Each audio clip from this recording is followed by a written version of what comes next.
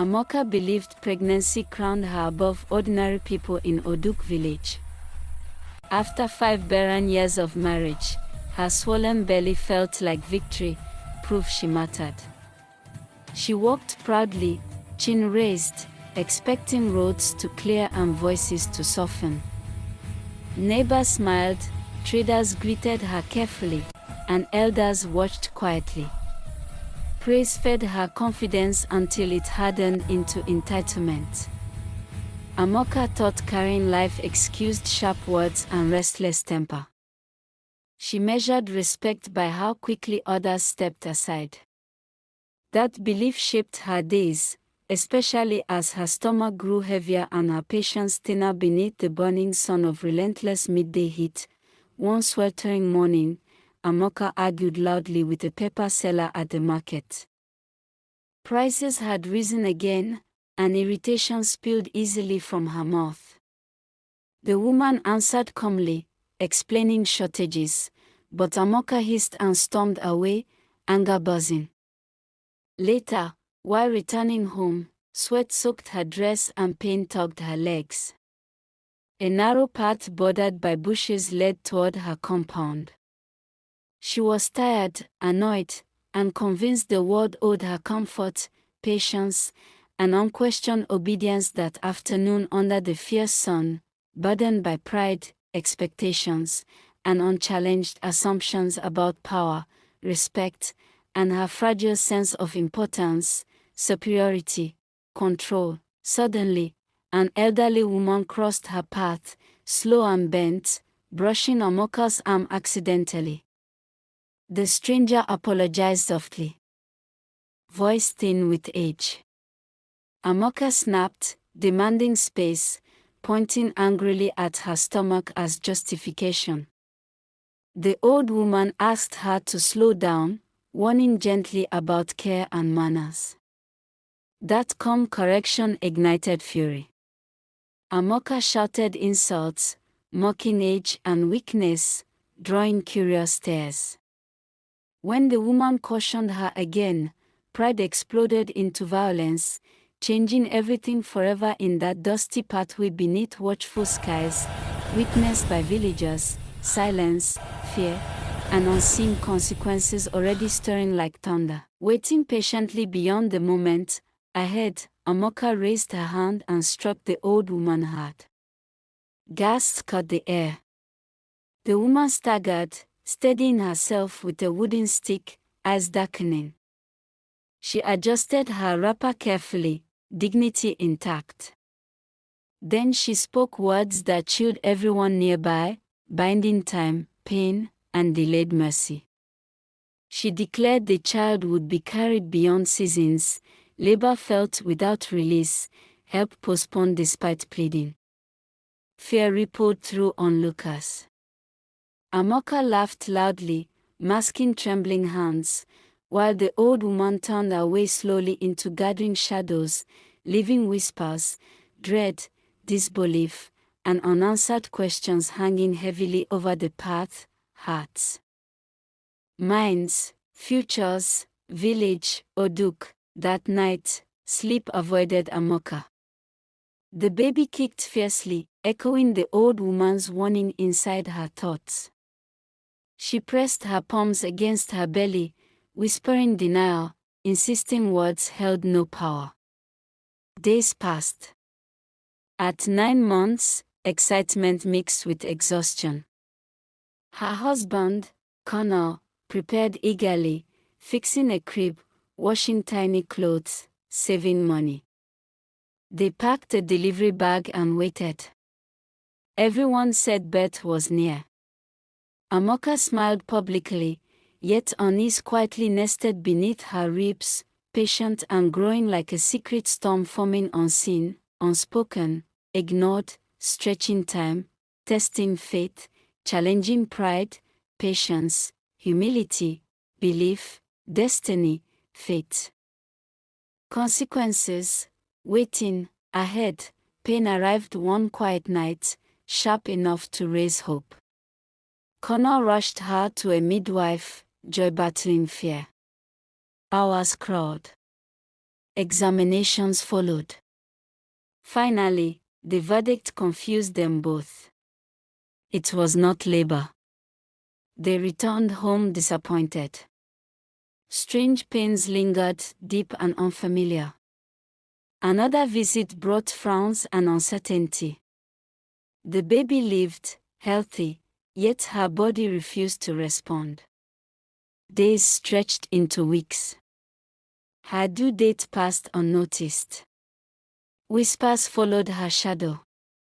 Her mother's worried stare confirmed something was wrong beyond medicine, reason, expectation, explanation. Tradition, comfort, assurance, prayer, routine, normalcy, logic, timelines, calendars, seasons, predictions, promises, hopes, dreams, certainty, dreams turned dark. Amaka saw lonely roads and accusing eyes. Sleep brought no rest. By the 11th month, doctors in a distant town whispered helplessly. Tests showed life, readiness, and silence. No explanation existed. Connor suggested seeking traditional help. Desperation overcame resistance. An old healer listened, then spoke plainly. Someone powerful had been wronged. Forgiveness was required. Kneeling was necessary. Without it, birth would never come. Fear hardened into truth. Amaka's memory searched frantically, resisting the answer forming slowly. Painfully, reluctantly, beneath layers of pride, denial, shame, arrogance, disbelief, rationalization, excuses, fear, guilt, secrets, silence, avoidance, delay, consequences, closing in. Entering the 12th month, the town washed openly. Markets buzzed with rumors. Walking became torture. Nights stretched endlessly. Connor grew weary yet steadfast. Prayers multiplied, answers did not. One evening, his mother visited, studying Amaka carefully. She asked a quiet question about offenses given during pregnancy. Amaka denied quickly. Shame burned. The past refused to remain buried. Later, a former neighbor called, mentioning an old woman from the junction. The name struck like thunder inside her chest.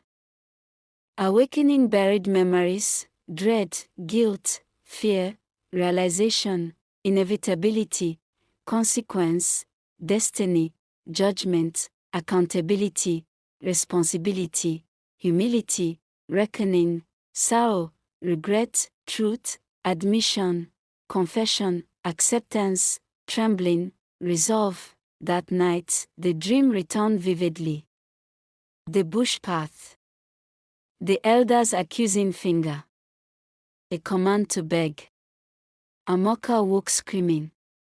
She confessed everything to Connor through tears. Silence followed. Finally, he insisted they find the woman. Pride collapsed completely. By the 13th month, travel was arranged. People stared openly. Whispers cut deeply. The journey felt like a march toward judgment. Dusty roads led to a forgotten settlement. A small boy pointed toward a lonely hut near thick trees.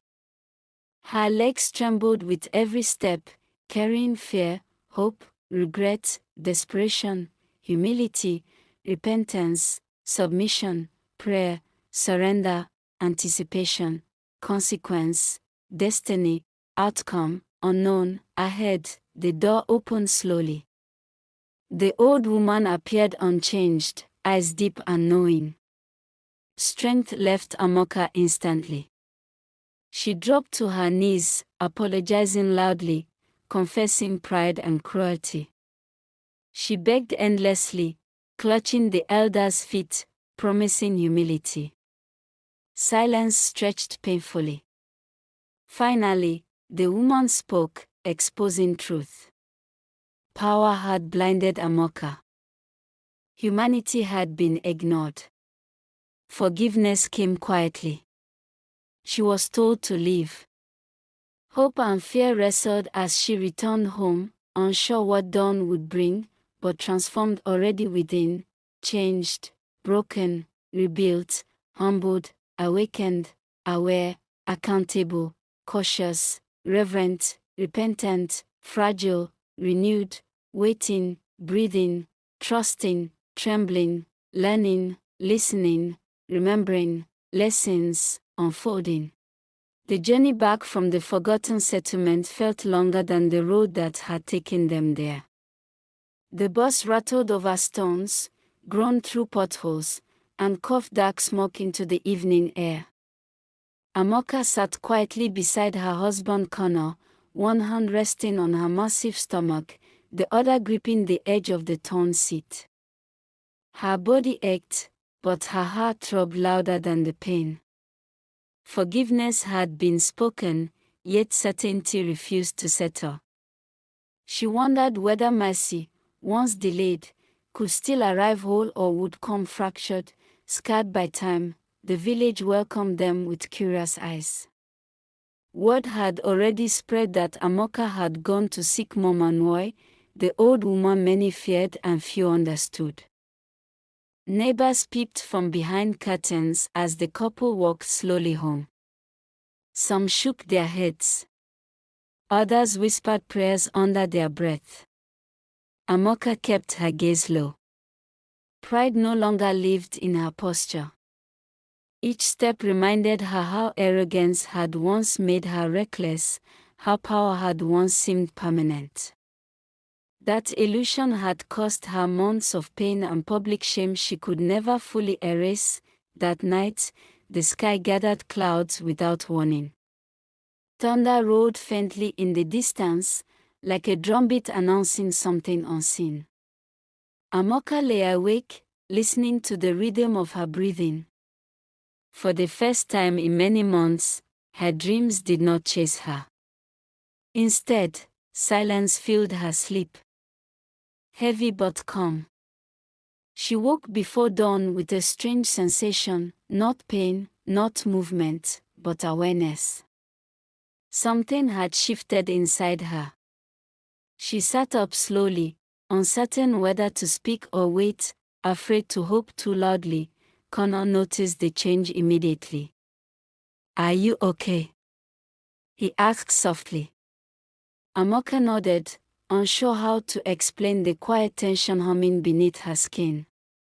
Hours passed. Morning light crept through the windows. Rain began to fall gently, washing dust from leaves and roofs. Then, without warning, pain struck. This time, it was different. Deeper. Sharper. Real. Amaka screamed, clutching her stomach as her body convulsed. Connor rushed to her side, panic flooding his face. They did not waste time. They ran for help. The clinic doors flew open as nurses hurried toward her. The rain outside intensified, drumming against the roof like impatient fingers. Inside, Amaka screamed again, the sound raw and desperate. Examinations followed quickly. This time, no one frowned in confusion. The signs were clear. Labor had begun. Connor fell into a chair, shaking, whispering prayers. Amaka's body burned as contractions tore through her, each wave stronger than the last. Months of waiting collapsed into a single night of unbearable intensity, hours stretched endlessly. Sweat soaked her hair. Her voice grew hoarse from screaming apologies, prayers, confessions. She begged God, begged the child, begged the universe for mercy. Nurses exchanged glances, both amazed and fearful. None had ever witnessed a pregnancy carried so long finally breaking into life. Amaka felt as though her body was splitting apart, punishment and release tangled together. She remembered the slap, the words, the laughter that followed. Regret pressed harder than the pain. Then, at the peak of agony, something changed. One final push ripped through her, and suddenly the room filled with sound. A loud, angry cry. A living cry. The baby's voice cut through the storm outside. Silence followed, thick with disbelief. Amaka collapsed back onto the bed, tears streaming down her face. Connor dropped to his knees, sobbing openly. Nancy stared at the child in awe. Against every expectation, life had arrived. The baby was placed on Amaka's chest, warm and breathing, eyes tightly shut. She touched the tiny fingers gently, trembling. Months of fear melted into relief. Yet joy did not erase memory. The weight of what she had learned settled quietly in her heart. This child was not just a blessing. It was a reminder. A lesson written in flesh and blood. Amaka whispered a name through tears, choosing one that reflected mercy rather than triumph. Recovery was slow. Her body was weak, exhausted by time and trauma. But her spirit felt strangely lighter. Visitors came cautiously at first, unsure what to say. Some congratulated her. Others simply stared at the baby, shaking their heads in disbelief. Stories spread quickly. The pregnancy that refused to end. The insult that awakened consequences. The forgiveness that unlocked time. Amaka listened quietly as people talked. She did not interrupt. She did not defend herself. She accepted every whisper as part of the cost. Weeks passed. Strength returned gradually. Amaka no longer walked with her chin raised. She greeted elders respectfully, traders patiently. Her voice softened. Her temper cooled. Those who had known her before noticed the difference immediately. The arrogance was gone, replaced by humility. She no longer believed pregnancy, wealth, or position elevated anyone above another. Life, she had learned, was fragile, and respect was never optional. One afternoon, as she sat outside with her baby wrapped against her chest, an elderly woman passed by slowly. Amaka stood up immediately, greeting her warmly, offering a seat. The woman smiled, surprised. Amaka felt a quiet satisfaction, not pride, but peace. She understood now that kindness cost nothing, yet arrogance demanded payment with interest. Connor watched her closely, grateful for the change. Their marriage, once strained by fear and uncertainty, began to heal. They spoke more honestly. They prayed together. They remembered the long months not as punishment alone, but as correction. Sometimes at night, Amaka would wake suddenly, checking the baby's breathing, terrified the ordeal might return. But dawn always came, steady and reassuring. Despite the joy, Amaka never forgot Mama Noi. She sent gifts quietly through messengers, never seeking acknowledgement. Forgiveness, she knew, was not a transaction. Life after the birth of the child did not return to normal immediately. Though the pain of pregnancy was gone, its shadow lingered.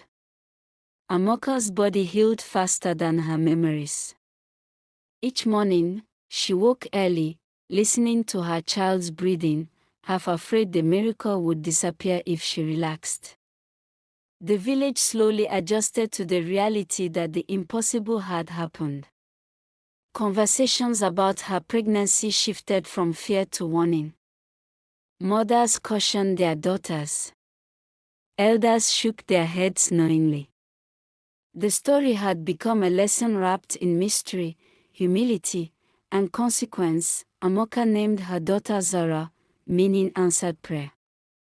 The name was intentional. Every time she called it, she reminded herself that mercy had intervened where pride had nearly destroyed everything. Zara grew strong, cried loudly, and slept peacefully, unaware of the battle that had surrounded her arrival. Watching her sleep often brought tears to Amaka's eyes. She understood now that life was not controlled by status, words, or entitlement. It was guided by forces greater than human pride, forces that listened closely to respect and insult alike. As months passed, Amaka became quieter, more reflective. She stopped arguing at the market even when cheated. She greeted elders with deep respect and offered help whenever she could. When she saw pregnant women, she smiled gently, never assuming superiority. People noticed her transformation. Some admired it. Others suspected fear. But Amaka did not care what they thought. She had learned that approval meant nothing if character was absent. One afternoon, Connor asked her softly, "Do you ever think about what would have happened if you had not gone back to ask for forgiveness?" Amaka went silent for a long moment. Then she answered honestly. "I think I would still be waiting," she said. "Or worse, I think I would have lost everything."